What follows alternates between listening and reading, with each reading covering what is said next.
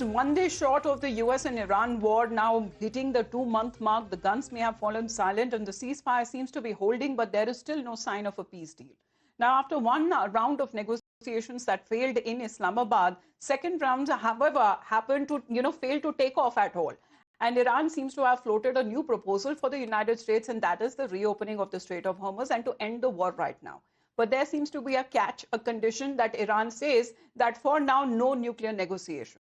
Now, Iran seems to have proposed this new deal as the ceasefire holds, but there are two friction points: restarting of the Strait of Hormuz and the nukes. Now, with this, the big question is, will actually President Trump agree to delink both of these issues? Now, let's tell you exactly when it comes to the Iranian offer is concerned. We talk about Iran has now put forth saying that the Strait of Hormuz needs to be reopened first, but the nuclear talks, because President Trump has been clear in his objective that Iran under no condition should be able to possess a nuclear weapon. But what is now being said as far as talks are now concerned, the second round of talks did not happen. In fact, the first round talks did not happen even directly between the two sides. Now in Russia, as the Iranian foreign minister is on the move, he landed in St. Petersburg, and it is now being said that he has blamed United States for the failure of talks, citing missteps and excessive demands by Washington. Tehran now says that progress was made, but US seems to position itself as derailing the negotiations and further seems to have deepening when it comes to this diplomatic deadlock that seems to have continued for a certain amount of time. Priyank is with us right now. Priyank, these developments are coming at a time when the foreign minister of Iran has been visiting Pakistan, he's been visiting Oman, and he is now landed in Russia.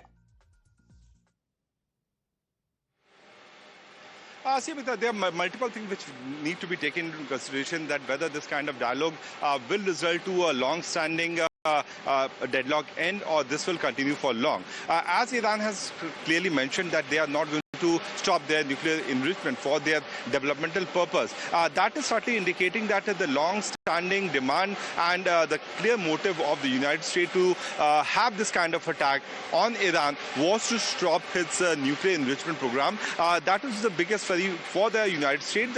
That was the reason because of which we saw that the B-2 bombers destroying the nuclear facility. Then you have this kind of escalation, which had also seen two failed attempts where the deadlock was supposed to end.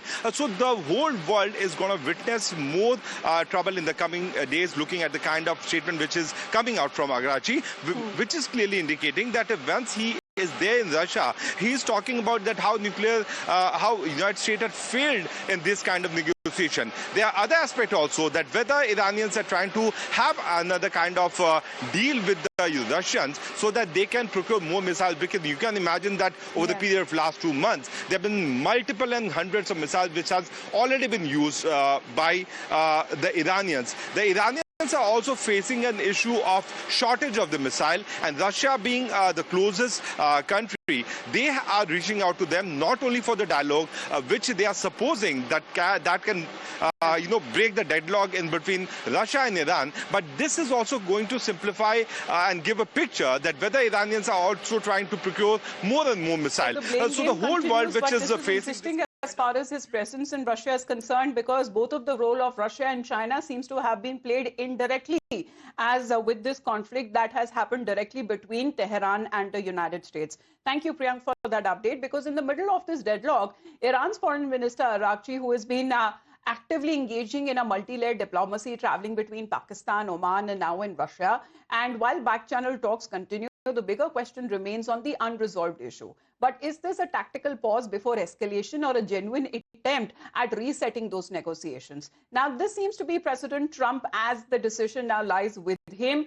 When it comes to this high, stake olive branch that has been extended by Iran, will Trump accept it? And if he does, what will happen? Let's tell you more on that, because that seems to be the potential upside, especially when it comes to global oil flow stability that may return, the crude oil prices that may go down well below the $100 barrel per mark.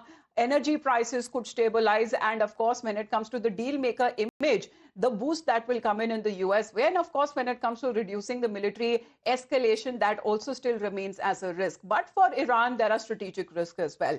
When it comes to giving up on its nuclear program. Iran may expand its enrichment quietly. The Strait of Hormuz, as it is effectively weaponized, may use its leverage in the future because the talks are happening and the risk of later maritime re-escalation, however, continues to hover. So in the last few days, US has made it clear that there can be no relief or de-escalation without firm nuclear guarantees. And the demand remains unchanged. Iran must halt uranium enrichment, move its existing stockpiles out of the country, and ensure that it does not move towards developing nuclear weapons. And even as this proposal was floated, Iran seems to have hardened its stance further. But the senior Iranian leadership has now clearly indicated that there will be no nuclear negotiations with the United States under current circumstances. هیچ بنایی بر مذاکره با آمریکایی ها نیست و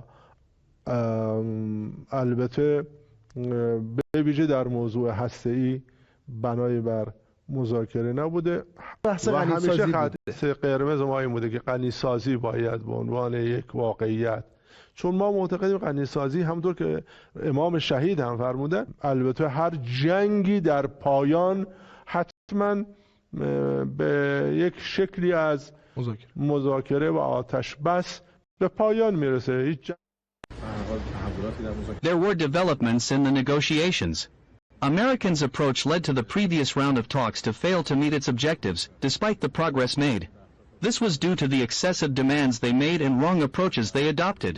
We had to hold consultations with our friends in Pakistan to discuss the latest situation. Oman is a close friend of ours. They adopted very good stance during the war, and it was necessary that we paid a visit there to pave the way for expansion of ties with our neighbors, especially those in southern Persian Gulf, and the problems, which has arisen, can be addressed. We in Oman, as you know, are the two states bordering the Strait of Hormuz, and it was necessary to hold consultations in this regard. We should hold talks to ensure our common interests and to coordinate any step that will be taken in this regard.